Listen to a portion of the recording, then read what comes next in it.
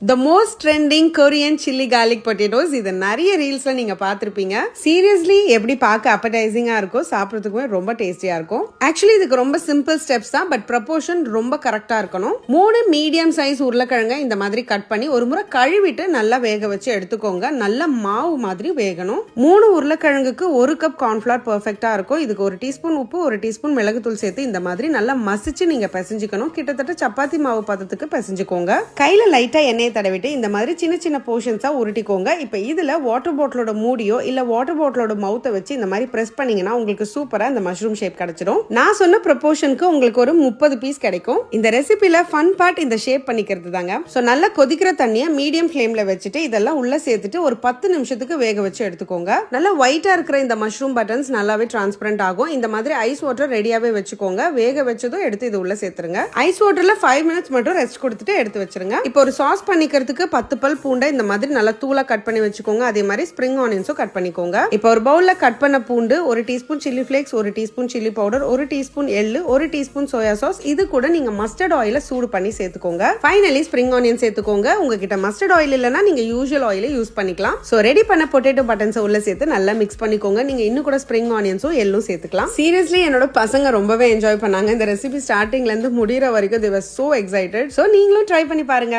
எப்படி